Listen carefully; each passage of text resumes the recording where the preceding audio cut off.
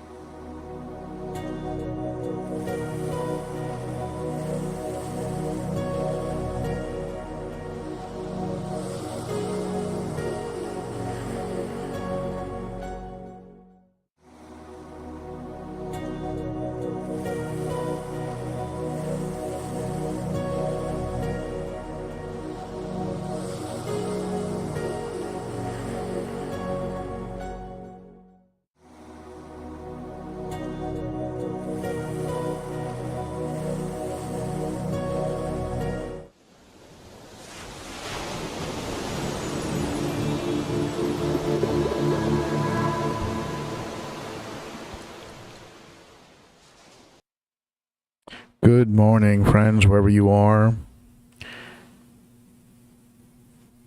Thank you so much for joining me in today's Cichlids and Coffee live stream. I am coming to you live from Nashville, Tennessee. I will be your host today. How are y'all doing? See Angelo in the house. Tim Adams. Hello to you, my friend. Heaven. We have Heaven in the house, and I'm glad you're awake and here. Alexis Avila, hello to you. Larry O'Brien is here. Good morning. Proverbs is here, having a cup of coffee. Hey, Miguel. Vernon. Hey, Whip wearing the moderator duties today. Hey, Paul, first on the chat. Always appreciate it. Ex-Cali Kev in the house, mowing his lawn. Ron is in the house. Good morning to you. Wally's Freshwater Aquatics. Hey, Warren. Good to see you. B. Wood 22. Happy Saturday to you, my friend. All right. More people are coming on. Good morning, Michelle. We also have Tracy Ballard. Hey, Tracy. Good to see you. Frank. Hey, Frank. ¿Cómo te encuentras, amigo? Mucho gusto en verte. Hey, Jim. Jim Jennings in the house from Eastern Tennessee, not too far away. For those of you wondering, the state flag of Tennessee has 3 stars. Do you know what that is? 3 stars. We have basically 3 states. We have Middle Tennessee, where I'm at. Then there's beautiful Eastern Tennessee, where Jim Jennings is at. Probably the prettiest part of the state. It's very pretty here too, but there's West Tennessee. It's all good, but those 3 stars are the 3 parts of Tennessee, each part proud of its section of the state. Alexa's here from Cape Girardeau, surviving this crazy weather. Well, don't get me started on the crazy weather.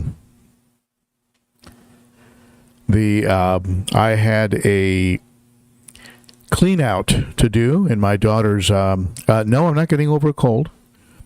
I'm just a little deep. Maybe it's the way I have the microphone positioned. But I spent a good part of Saturday cleaning out my daughter's garage. Her husband was out of town, and she's over there with the 2 granddaughters. She gets 3.5 feet of water in her garage. Don't know if you've ever experienced flood damage, but it's crazy because it's not just the mud and the soot that is coating everything, but also anything that could float was picked up, shifted, and then when the water receded, dropped into wherever it happened to be, at the time. And so everything was in a crazy place. Everything was covered with debris, and it was just a mess. So we're not done. We're not done because more storms were coming in.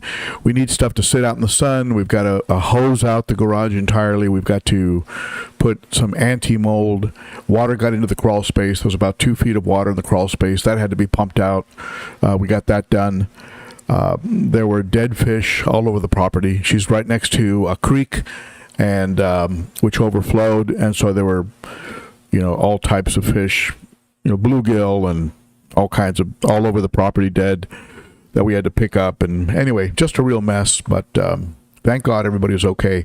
We're sitting up kind of high, so we didn't really have much threat of a flood, but we certainly had some tornado warnings here that were going all the way until 2 in the morning. 2 in the morning, the phones would start alarming that the tornado, you were right in the path of the so we'd all come down and get into the laundry room, which is right in the bottom center of the house. And anyway, both of my daughters were saying, we're going back to California.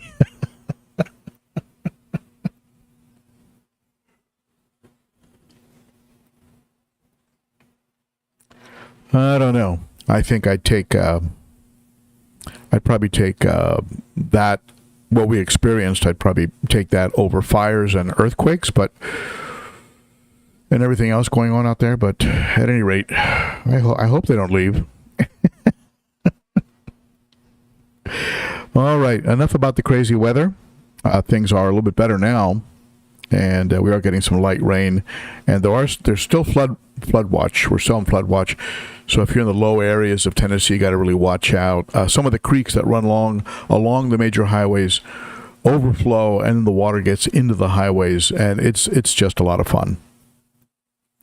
So let's go ahead and do our official start here.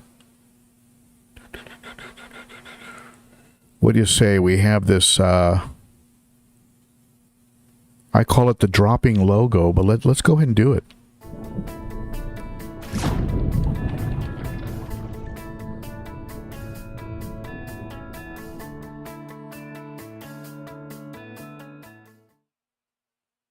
All right, we're official now. Got those low tones going. Yeah, do my Barry White. For those of you who are a little older, you remember Barry White? So I'm doing my best Barry White here.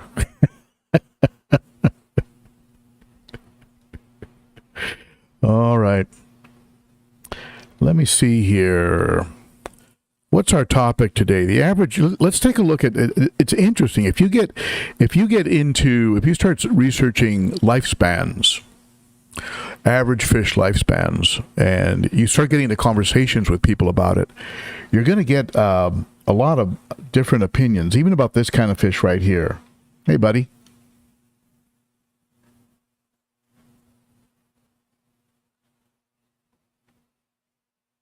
You got to love Oscars. Some places will tell you they go to 10 years. Another website will say they go to 15. Another website says they're go even longer. So there's a lot of mixed information out there. And I mean, just to give you an example here, I'll give you an example. Here's some information I pulled from Fish Lore about our friend, Mr. Oscar. And this one says 10 to 13 years. 10 to 13. That seems to be kind of a general consensus.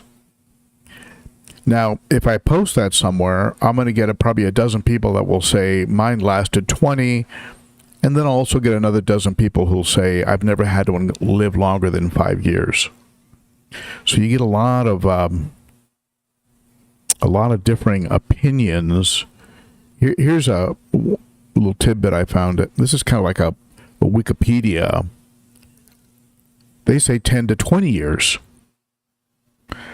Now, 20 years, that's out there. Now, have any of you watching the stream had an Oscar get close to 20 years? I'd like to know that. I mean, it seems like a fish this big as, where is he? Here's the Vieja taking his place. But you'd think a fish this size, that would be a long-living fish. But they do grow real fast. I have noticed that in the animal world, some of the species that grow real fast and get large quickly don't live that long. You see that with dogs, like a like a Saint Bernard, a big Saint Bernard. They get big real fast, but they tend to last about 10 years, which is kind of short for a dog. Meanwhile, you get a Chihuahua that'll last you 22 years, right? So maybe that's true with fish. I don't know, but you will get a mixed report. You'll get mixed information on how long they live. Now here's a popular fish. How many of you out there have neon tetras? And this is saying that a neon tetra can go 8 years. Am I reading that right? Enlarge it here. Yeah. If you've had a neon tetra last 8 years, let me know in the comments. I mean, I've had people tell me they can't keep neon tetras alive for more than a month or two. And I've also heard people talk about how the stock of neon tetras, because of the crowded and the demand for them and the way that they're shipped and bred, and that they really are kind of a weak species now and hard to keep alive. Well, this is saying 5 to 8 years, and that's a pretty long lifespan for longer than I've heard about neon tetras. Now, another common fish, we get the guppy. We've all had guppies at some point, probably 2 to 3 years. Now see that's real to me. I could see that. I've had guppies for a while, over a year for sure. 2 to 3 years. I bet you some of you out there are going to tell me you've had a guppy for 5 years. So it seems to be kind of a very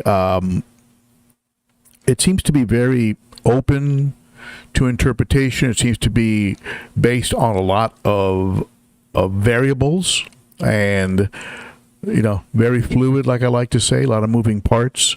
So what is driving these lifespans, and what can we possibly do to help expand the lifespans? And certainly your comments,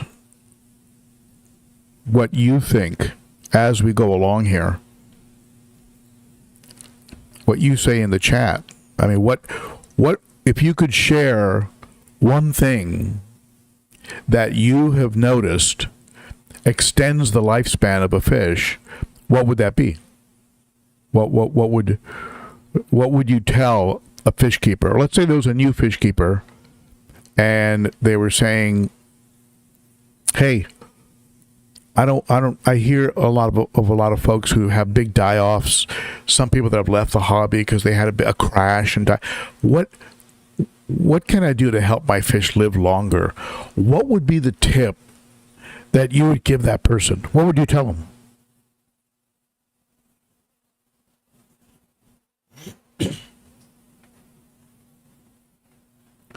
Robbie Boz, first time checking in. Love the channel. Thank you, Robbie. I'm glad you're here. Really glad you're here.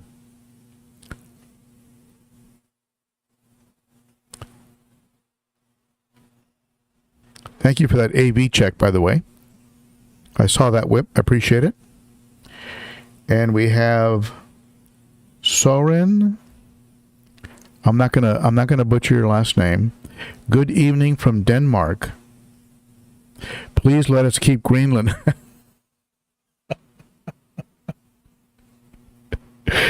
Oh, we are a politics-free channel here, and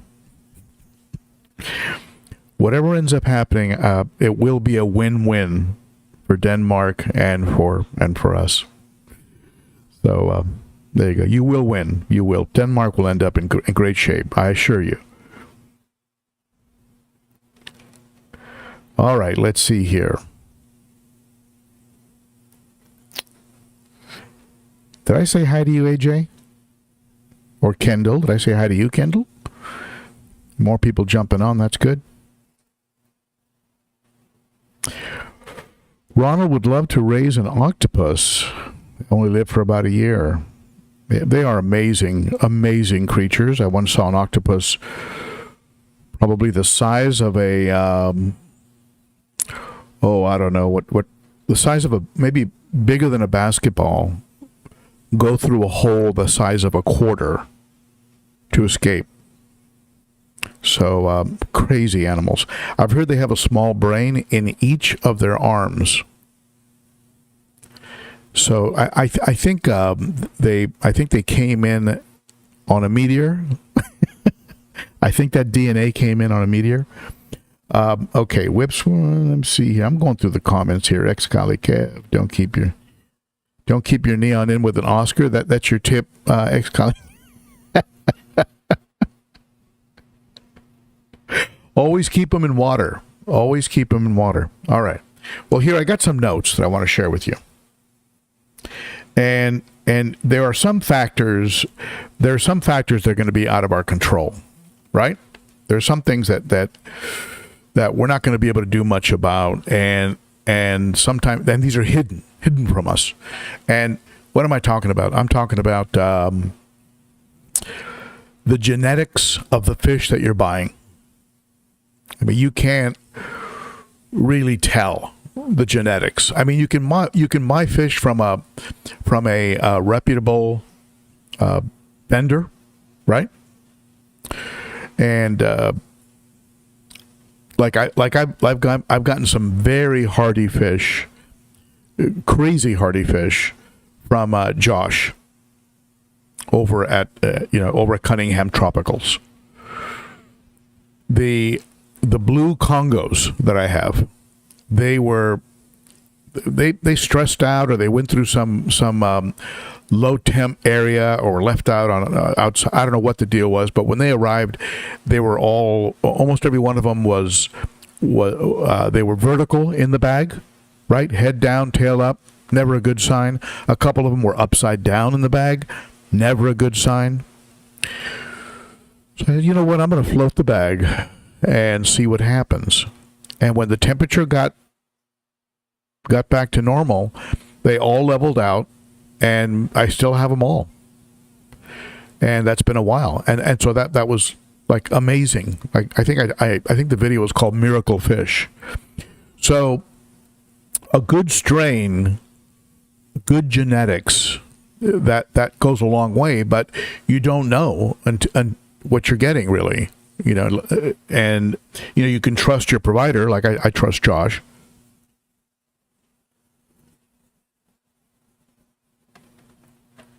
I've gotten good fish from Snake River. I've gotten I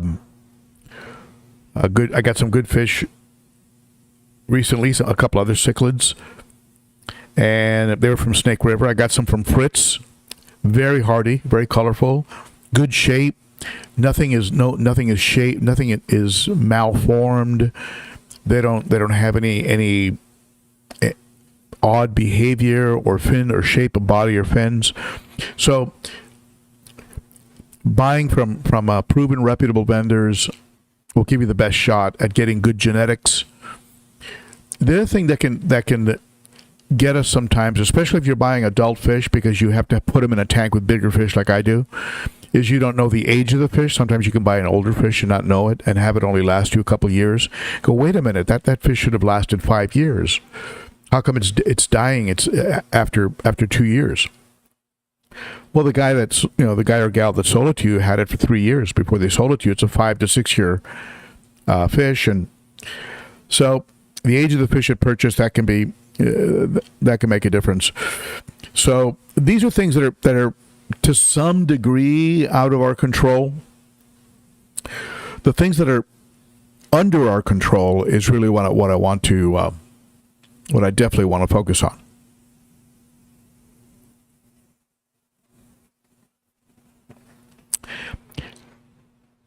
Now, avoid what one person referred to years ago as pop-up vendors, because chances are you're going to get a fish that was not being taken care of. The person has no responsibility, no accountability, and they're going to disappear shortly after they've got your money. And if you're lucky enough to even get the fish, those fish are probably not going to be in great shape. These things are called pop-up vendors. You see them sometimes. Somebody just shows up on Facebook. They just show up on Instagram out of nowhere. You don't know who they are, but you're getting a notice.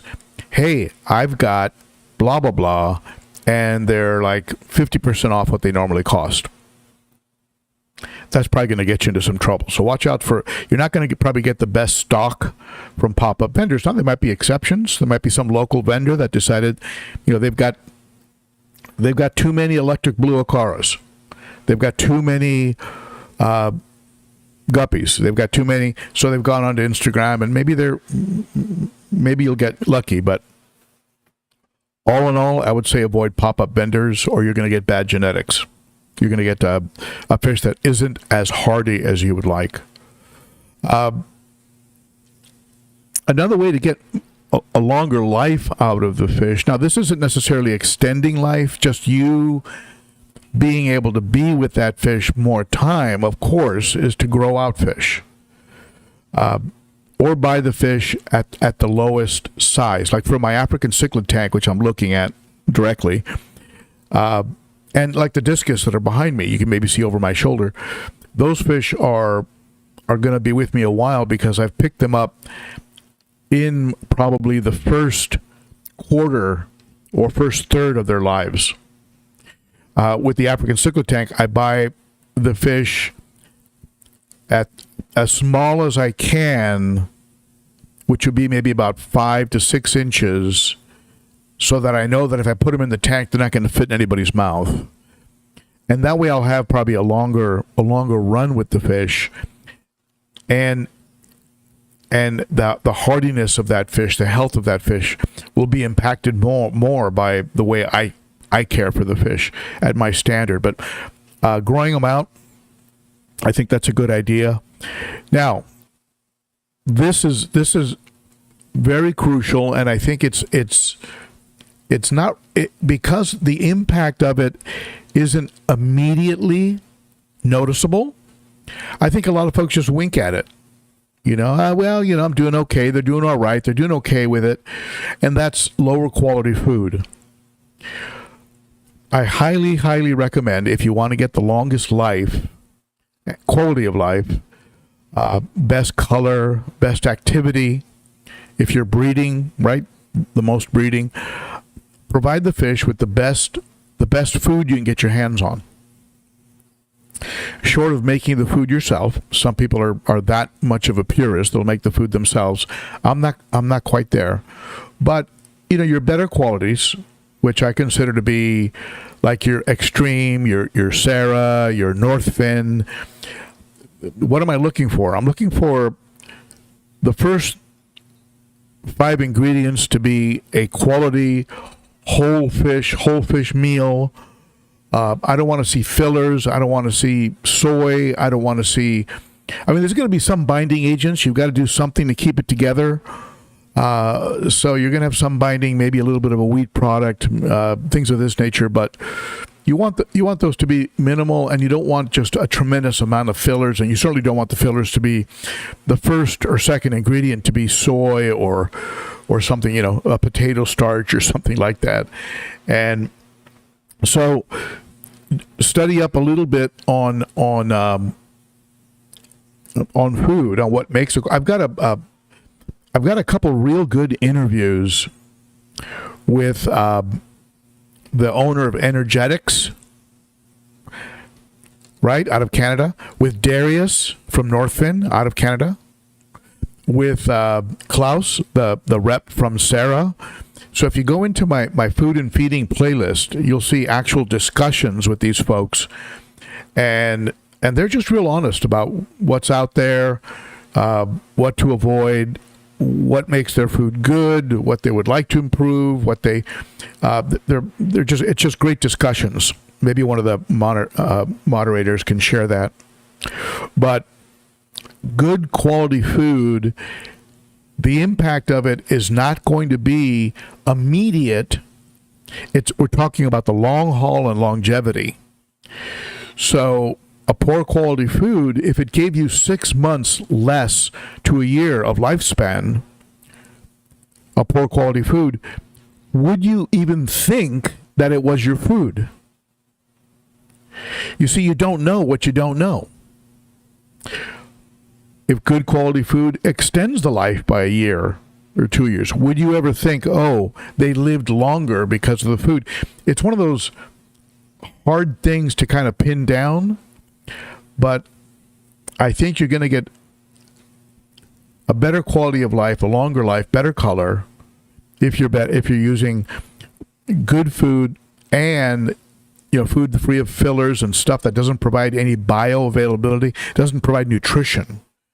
There's nothing the fish can absorb. They're just trying to pass this junk through their system, and sometimes they can't. They get bloat, right? They bloat out on you. Someone's commenting on my Salvini. Where's Sally? Come on over here, Sally. She's hanging out on that side of the tank over there, but she must have come by. They need to be fed, and I do it on purpose so they're more responsive during the live stream. So, food is key because for a lot of reasons they'll have a better immune system, so they'll be more resistant to disease, and they'll heal faster if they do get a scrape or a fin nip. Right? They're going to heal faster if you're providing them with good nutrition, just like a well-nourished human is going to resist disease better than a malnourished human, right?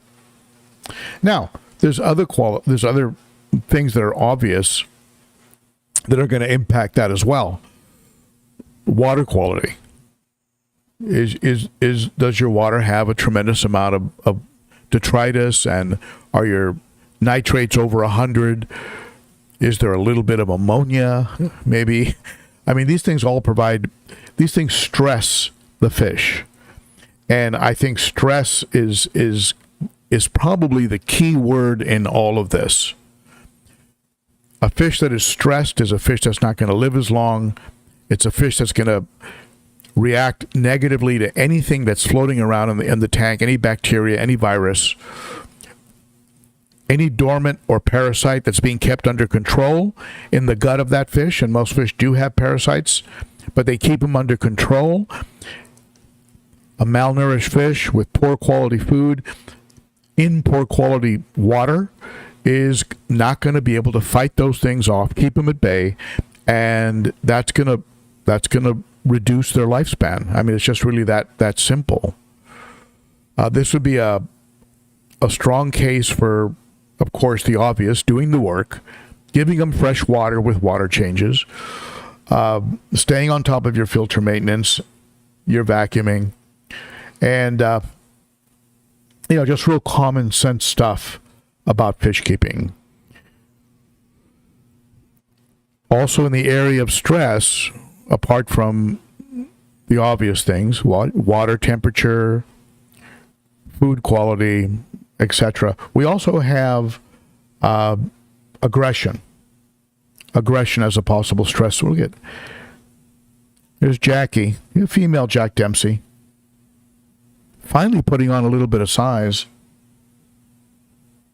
Slowest growing fish in the world. Now, the other day I made a comment in a video. What do you think about this? I think that the fish that's being attacked is under a lot of stress, but I also feel the attacker sees something that they feel they need to attack, so they're under stress too. So having an aquarium with a lot of chases and things of that nature, it's stressful on everybody.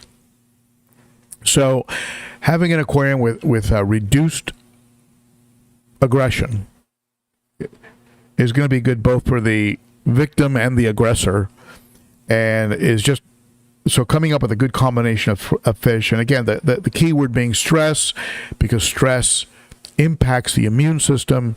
Immune system effectiveness goes down, parasites and diseases take hold, and all of a sudden you've got a fish in a hospital tank, treating them with meds, and that all of that creates its own stress. Now, I've been real guilty of this one.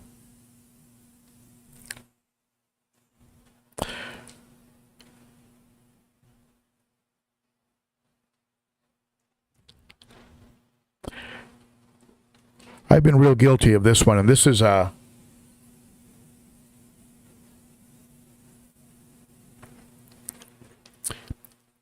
putting, like, messing too much with the aquarium. And I even have a t-shirt at my Teespring store that says, "For success, mess less." And I've been guilty of it. You know, you do something to an aquarium to put together a video. I mean, you know, there's some YouTube creators out there that are just notorious. They're notorious for doing that kind of thing. They create such large changes in the aquarium for content, for video content. And I know with my discus, and some of you just got an ad, by the way. YouTube is asking me to insert ads as we go along. I'm hoping this will stop YouTube from dropping 50 ads into a 1-hour video after I post it.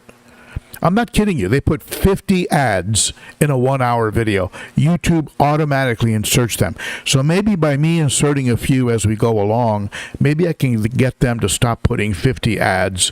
You know, I mean, it's like, in what world is 50 ads in one video acceptable? In an hour, in a 1-hour video. I mean, it's like, come on, YouTube. So anyway, so I might be inserting some ads as we go along at some good points. So hang in there with me. If an ad pops up, hang in there. So at any rate,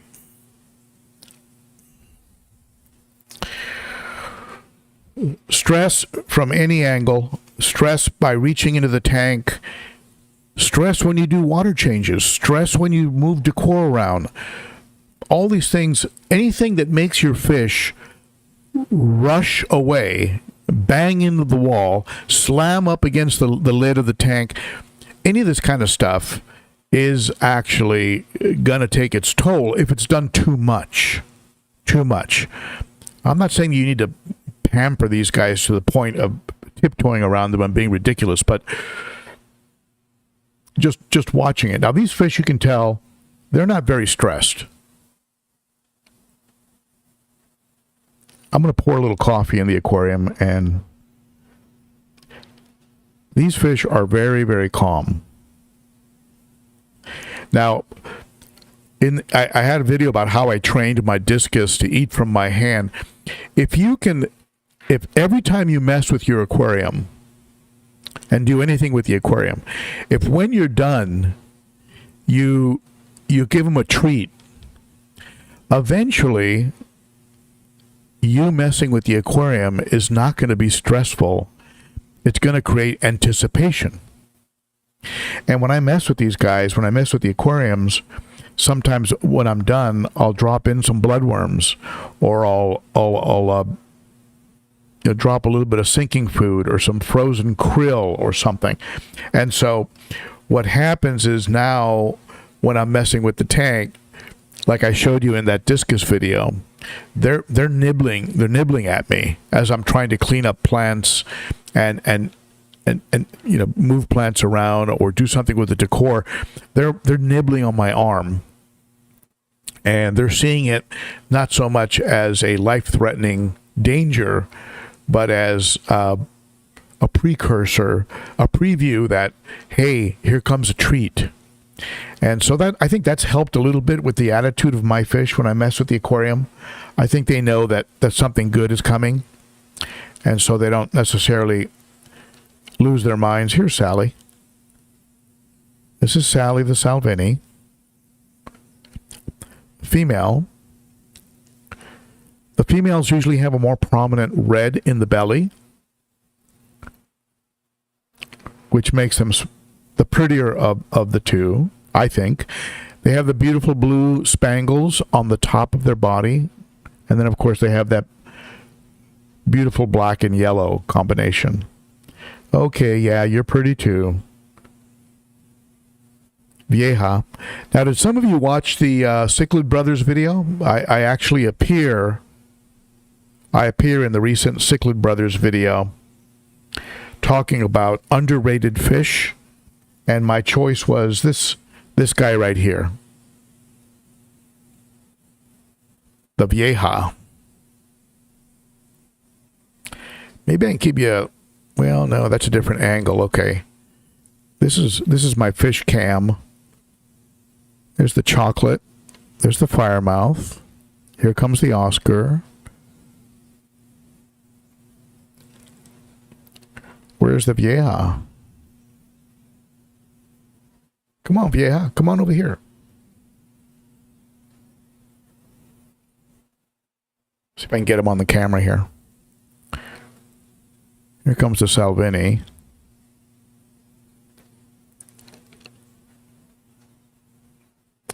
Something interesting that I observed, and I'll share with you, and you can tell me what you think about it. The Geo, there's the vieja and the Oscar. The Geo in this aquarium, which was sold to me as a Surreymanensis, and it continues to be a debate as to whether or not that is a Surreymanensis. But that Geo seems to have gotten much, much prettier since I removed the other Geo, the subdominant Geo. And this is where I started thinking about how there must be stress on both the aggressive fish and on the aggressor and the aggressee. I mean, he's just so much calmer and prettier now. And there's no one for him to go after. So, I don't know. What do you think about that theory? There's the big Oscar, and there's the vieja. There's the red shoulder. You hardly ever see that red shoulder. Usually hanging out in the back. Same thing with that firemouth. Well, there's the Salvini. Coming right into focus. Well, let's take up some of your questions and see what you have to say about this, and what's your advice on extending the lifespan of our aquarium fish. I'm going to peruse. I'm going to look over the chat here. If you have a question or a comment that you would like for me to address, please start it with Ben Ochart or at ben.o.cichlid. That way it'll pop out at me. YouTube will highlight it. Brian Park, how's the weather? Horrible. Horrible.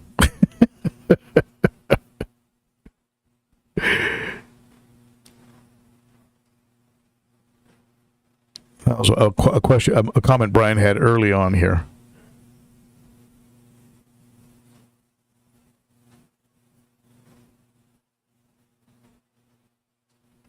Cat Sailor, Ben Ochart, shoot, your son's team needed the Dodgers' unbeaten streak? Are you saying, you mean ended? You need to admonish your son about that, Ben. I haven't been following it. Did the Sox beat the Dodgers? I love it. That's a big conflict for me because I bleed Dodger blue. I grew up down the street from Chavez Ravine from Dodger Stadium, but my son's in charge of batter development for the Red Sox, so I'm divided. Oh. Proverbs says some goldfish have been known to last 15 years, and it's definitely the same goldfish. There you go. Yeah, goldfish are, and of course, you get your koi, which can go what? What can koi go? 50 plus? 100? Some of the bigger koi fish, they can go like a crazy number of years.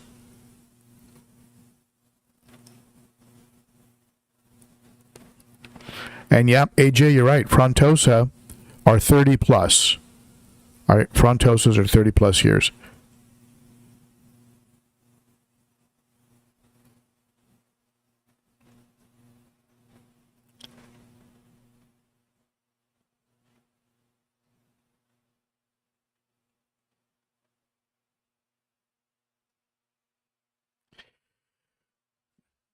Well, it sounds like Proverbs has a finicky eater, has some finicky eaters. I get it. You can try soaking the food in garlic lard, or focus, something like that can make it a little bit more appealing. Don't soak it too long because it just turns into mush. But just a quick soak and then drop it in. That can make it a little more appealing. Maybe mix it in with something like frozen bloodworms or krill, something that they find irresistible, and then they can gradually switch over. But garlic can be, and plus garlic's real good for them. It's good for their digestion, good for their immune system. Some of your better foods, like your Northfin, has garlic in the food, in the formula.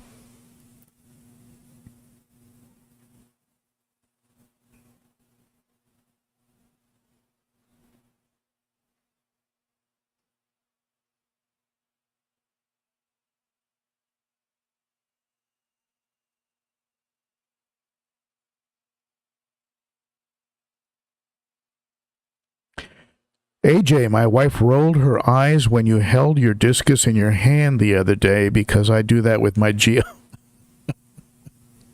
I normally don't do that because touching our fish can mess with their slime coat.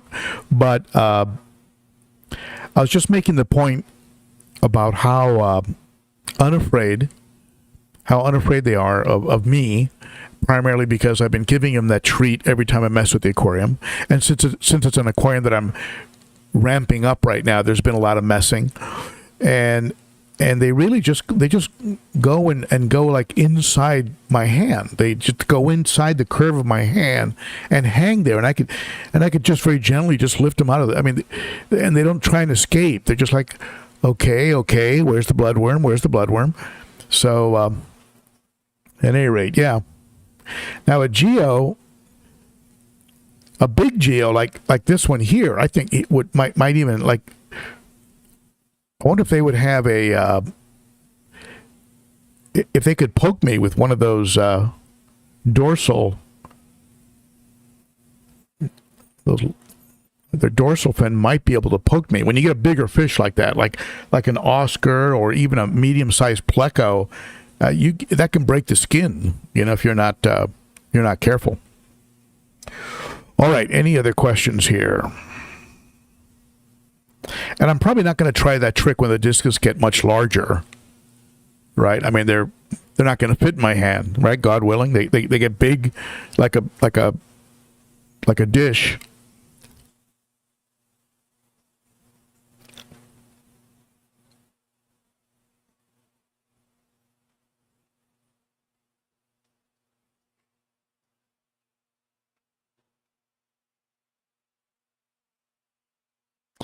Oh, Proverbs! You were making a joke.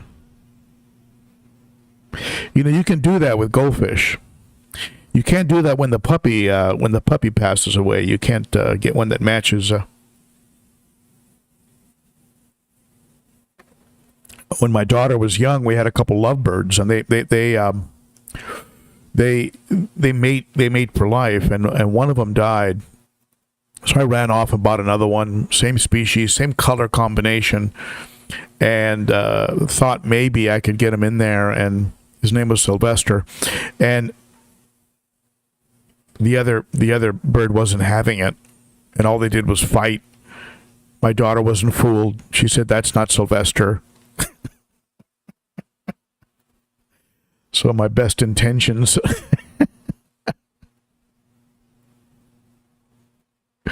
Oh, Cat Sailor, it was the Phillies that beat him. Okay. All right. Yeah, he's with Boston now. Phillies made a big mistake and let his contract run out, and so he went with his dream team, the Boston Red Sox.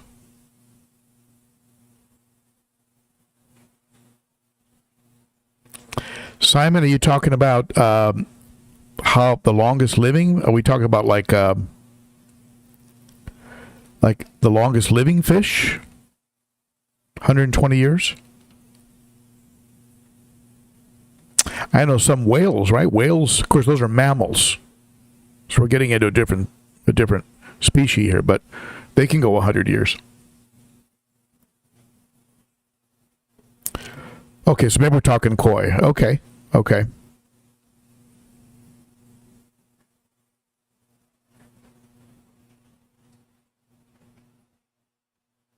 Now, if any of you want to help Mike M is running into a problem. He's got a 7-year-old angel that has woolly cotton disease. That's really a tough one. I wouldn't go with the Mela, right? The Mela fixes, Mela cures. They seem to, you need to kind of hit that with something harder. Maybe an API General Cure or something like that. But anybody that can give some advice here for Mike. And if that really works its way around the mouth and the fish can't eat, that's going to be a problem.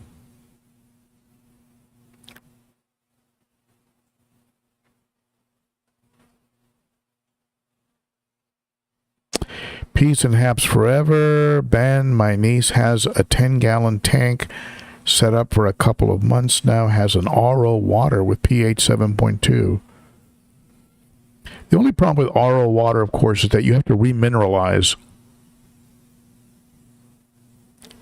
We've been getting some quotes on a whole house water system, and RO is an option, like for under the sink, or here in the fish room would I use RO? I don't think I would. I mean, there are some folks out there, some real purists that keep very delicate fish that have to be in exact parameters, but you have to know what you're doing and be really on top of it, because if you don't replace those minerals in the right combination, or forget to replace them, you can end up with a real problem. Since they need the minerals and they're absorbing them through the body, right, through osmosis, or the minerals they get is some from their food, yes, but a lot of it from the water. And if your water is not mineralized correctly, there's going to be a big problem.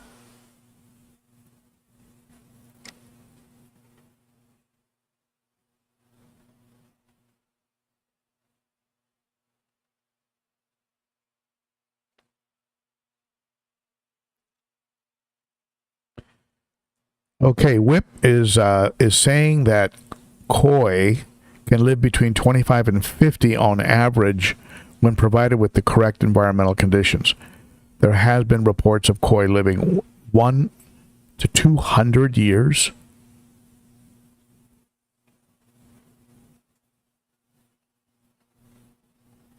That's amazing.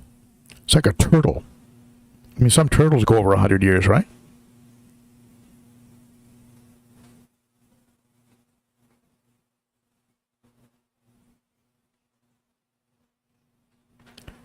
Oldest koi documented, 226 years old. My goodness.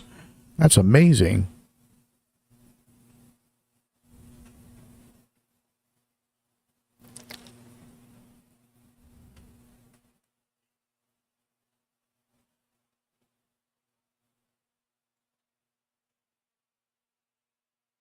Lungfish. Alex says there's a lungfish that's 96 years old.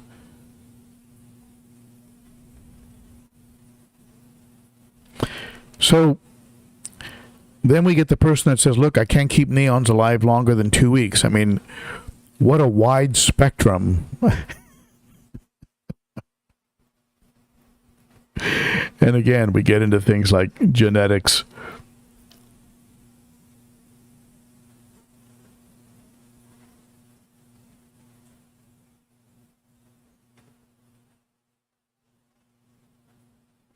Yeah, Tim Adams has a whole house system.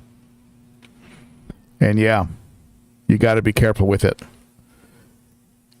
I mean, it's giving you real clean water, but it's actually too clean when you think about it.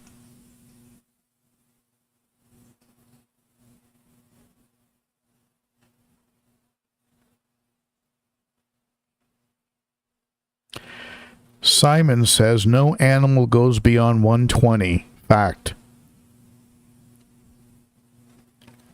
All right, so he thinks these are urban legends.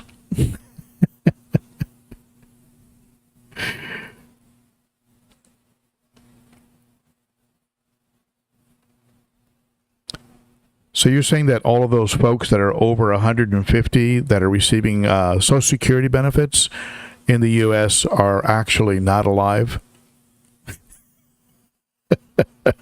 Sorry.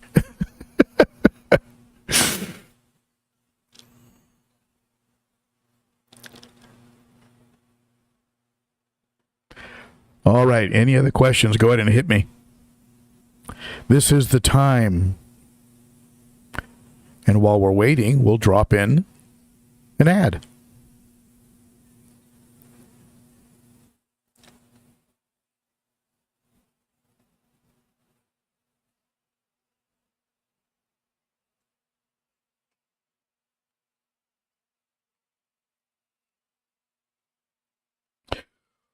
All right.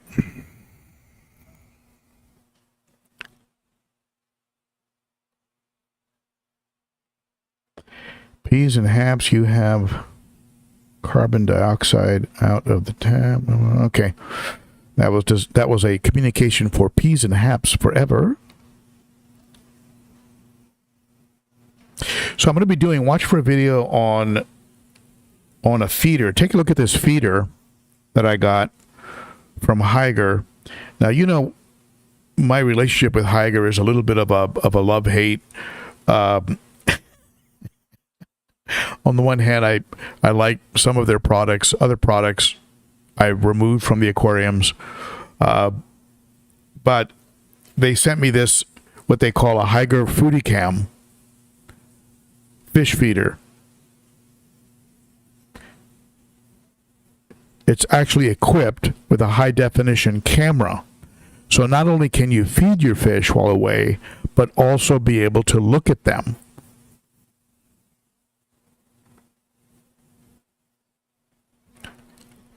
I'm going to go to, I'll show you a better angle here. Foodie Cam.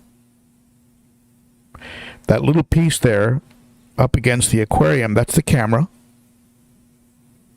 And so you're on vacation and you've got an auto feeder on, which is this. This is the auto feeder. And right below the auto, where the food drops, is a little camera that you can tap into. Higer Foodie Cam, 2-year warranty, equipped with a high-definition camera, controlled with an app, moisture-proof design, fish feeding record. It keeps an ongoing record with the app of fish feeding. Suitable for a variety of fish foods, adjustable feeding amount, auto feeding time setting. Anyway, this is going to be kind of interesting. I am going to be going away on a little anniversary. My wife and I are about to celebrate our 40th anniversary. Can you believe that? So we're going to go away for a weekend, and I have family in town that'll come by and check, but I think for the discus who require more frequent feeding, I'll probably use the auto feeder, but I'll also be able to check on them, assuming that Foodie Cam works. So we'll give it a shot. Higer's trying really hard.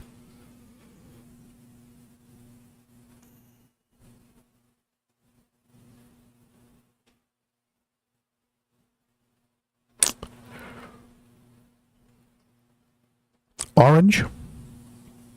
I wouldn't do that if you expect to see a lot of fry. If you have the breeder group because you want to have some fry. Now, I guess you can pull females out and drop the eggs in a tumbler, but if you're gonna, those fry will not survive in a predator tank.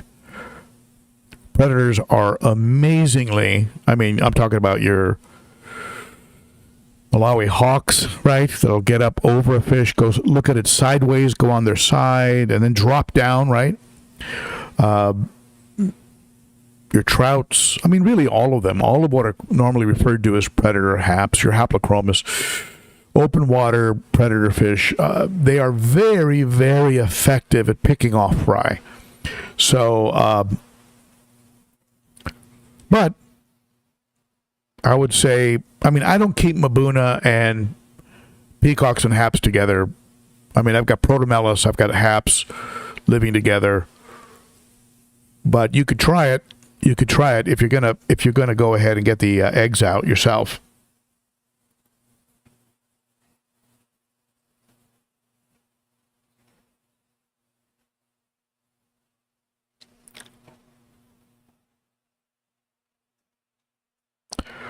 All right. Yeah, if you have a lot of cave work, a lot of places for them to go into where the bigger haps cannot get into, you're going to be fine. I mean, they'll be fine. They'll be able to get out of harm's way. The key with that is just have a lot of them. I mean, you'll have your breeding group, but have other kinds of Mbuna, have a lot of cave work. I like Mbuna tanks that have been built up, and by that what I mean is they'll have like various levels of caves, like cave condominiums, and so some will claim caves at the bottom, but some will claim caves higher up. And with rock work or with ceramic caves, however you want to go about it. But I think a lot of cave work, and it could work. It could work. But like I tell anybody who has African cichlids, if you have, if you want to keep that fish, have another tank set up and ready to go. Because you might need it. Instantly. Doesn't have to be anything expensive. You can have a 40-gallon Rubbermaid. I've got a 40-gallon Rubbermaid that I can just pull down off the shelf, drop some aquarium water in it, right? And I've got a bunch of internal filter media inside the sump of this aquarium down here. There's a whole bunch of internal filter media just floating around the sump. So it's well seated, never gets squeezed out. It just bounces around in there. Pull those out, throw them in the external filter, drop it into the Rubbermaid, maybe a heater, depending what time of year it is. And there you go. You can save your Mbuna. But you've got to be ready.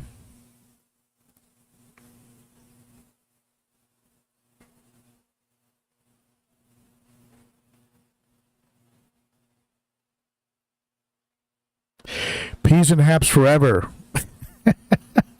Making a political comment on tariffs.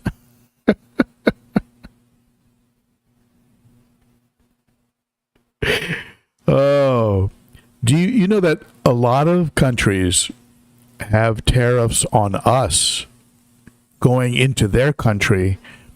50, 90, 100%. That's not uncommon.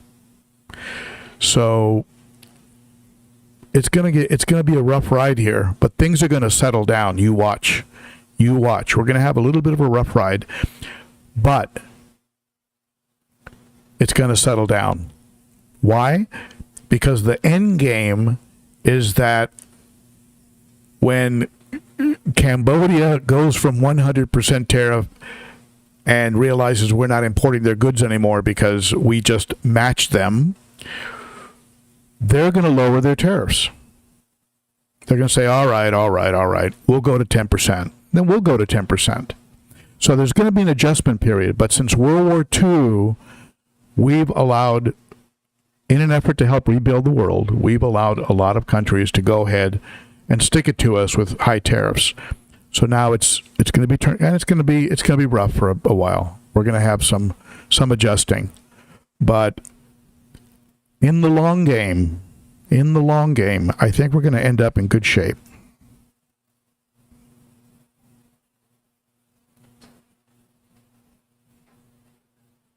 Jody is going to Moline. What's in Moline, Jody?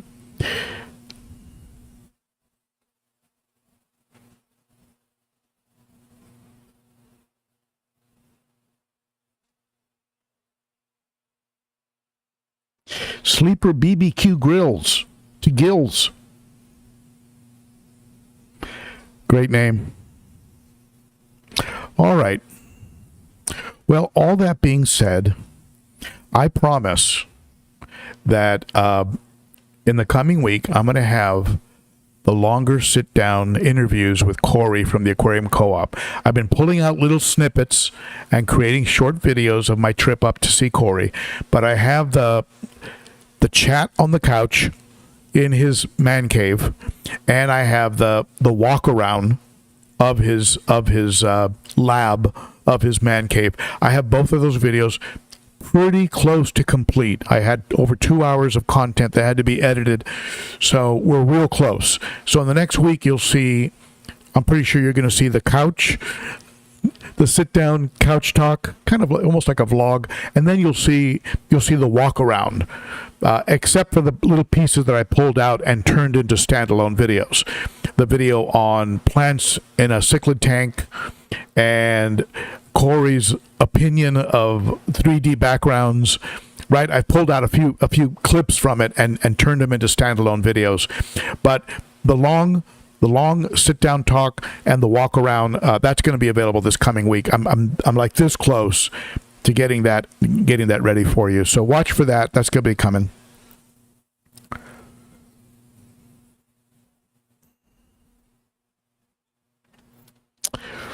All right.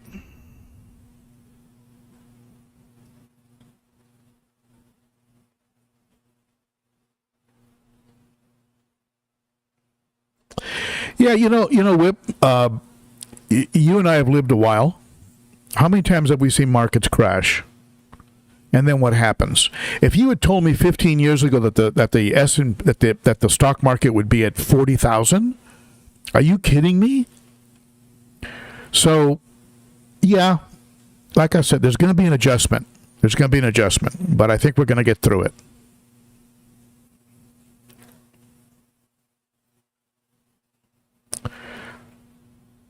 You are welcome, Proverbs. I am really happy that you show up for the live stream.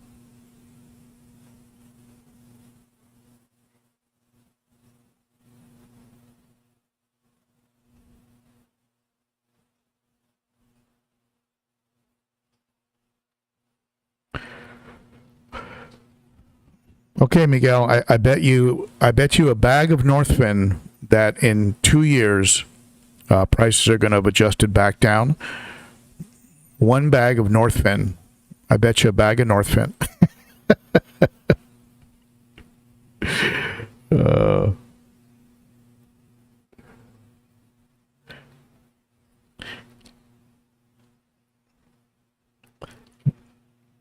Jody, you're looking for hill stream loaches? That's such a cool looking fish. They look like little, they look like they're from outer space.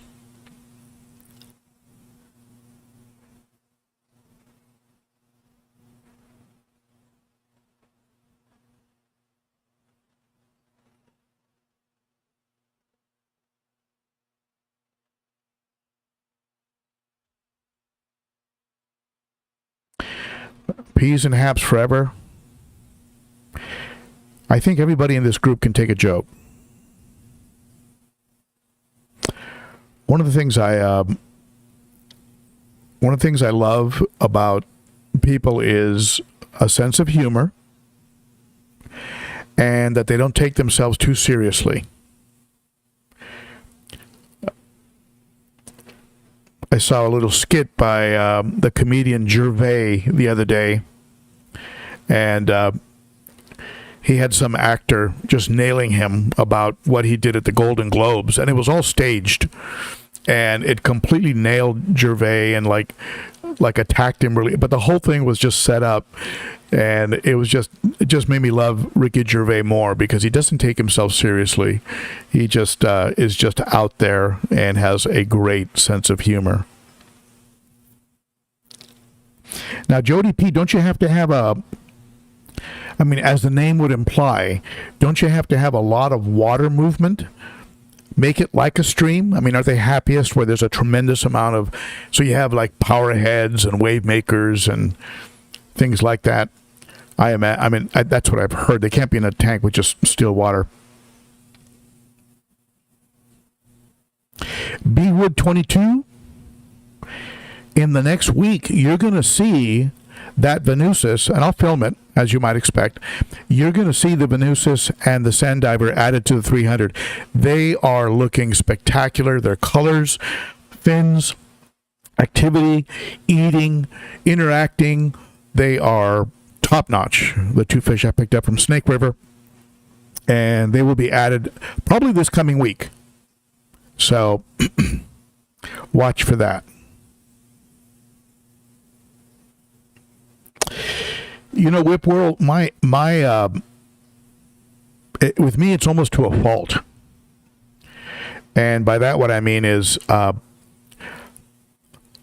make a joke, like during the flood that my daughter had, I made a joke about it, and everybody was like, "Oh, really? You shouldn't be making jokes right now." And so I tend to go too far the other way of just not taking things too seriously. And maybe I'm in bad taste sometimes. But yeah, you've got to find humor. You've got to find humor and there is a lot of humor to be found if you step back and take a look.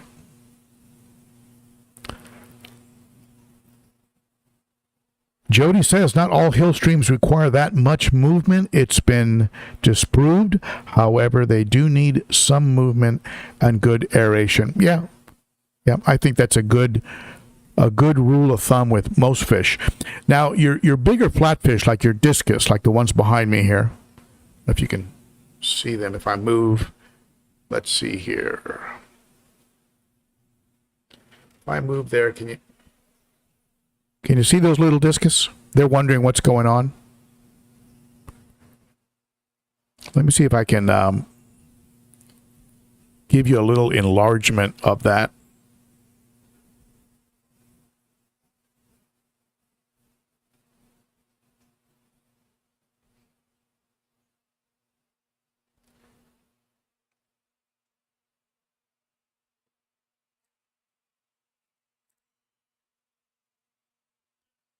Bear with me while I set this up so you can see it. I'm hoping I can get an enlargement if the camera will give me that much focus. Let's see. There we go. There we go.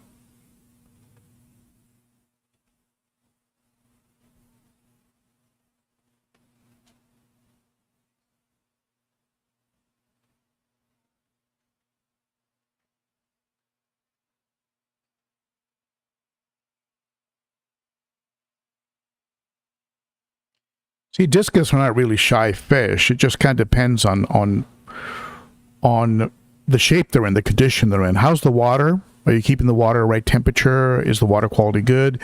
Are their bellies full with good quality food? They need a lot of food because they're at a high temperature, so they run at a high met-tab.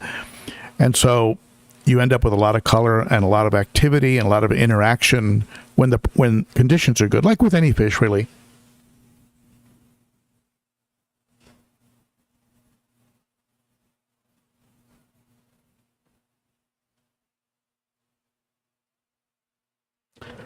My buddy fish. All right, let me adjust the camera here so you don't get my big mug.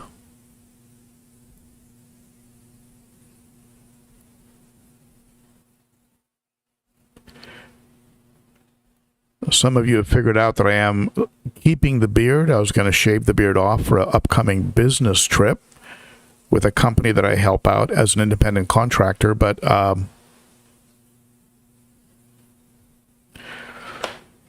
I'm probably going to end up keeping the beard.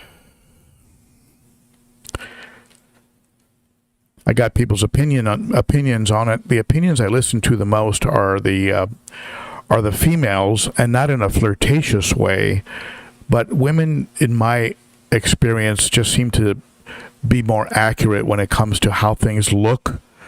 And should I keep the beard, not keep the beard? Is this tie a good tie? Is this a good shirt? I've gotten the best advice from females on that kind of thing.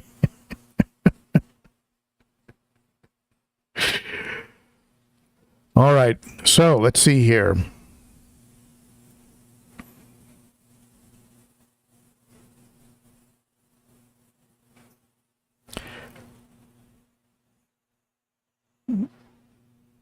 That's crazy. 3/4 inch African cichlid fry for sale at, well, unfortunately a lot of those would not stand the stress of being moved around or shipped. So I had a vendor one time who, and some of you will know who this is, but I'm not even going to say. but this vendor was guaranteeing male African cichlids. And then when you'd get them, they were like an inch or so, like an inch in length. And it's like, wait a minute, how in the world are you able to determine at this size that these are males? So the prices were so good that I would buy like 6 of them, knowing that probably 3 or 4 of these guaranteed males were probably going to be female. And maybe I'd get lucky and get a couple males, and among the males, maybe get 1 or 2 that were really nice, and then I would keep that one. And I did that for a little while until it just became no longer viable for me.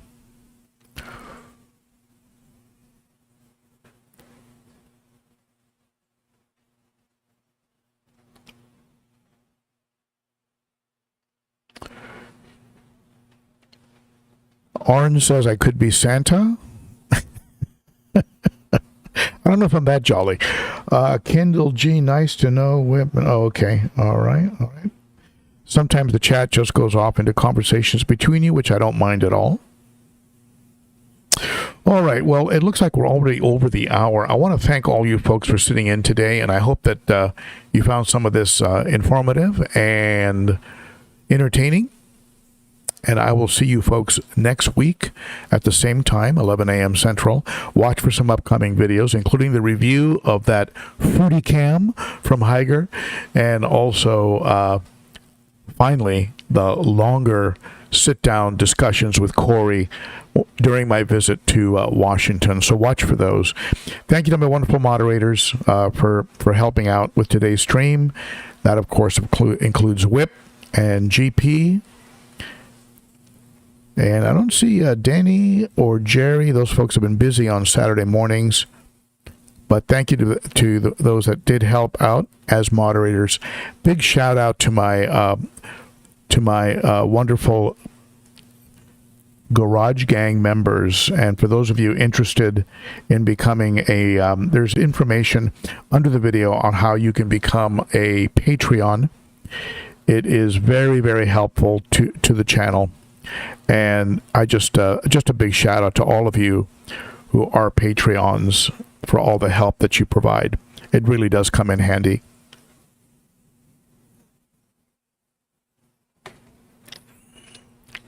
Also, a very big shout out to Josh at Cunningham, and also to Corey and Zenzo and everybody over at the Aquarium Co-op. They backed me up quite a bit. And I guess I got to say thanks to Higer. They keep sending me stuff. And so thanks, Higer. Thanks, Nicole and the team over at Higer. I'm also going to be getting some stuff from Aqua, which I think is a little bit of a higher quality. We'll see when I get some stuff from them how that looks. So at any rate, that's it for me. Thank you so much for tuning in, my friends. And I will see you folks next week or during the week at one of my videos. Hasta la vista. Bye-bye.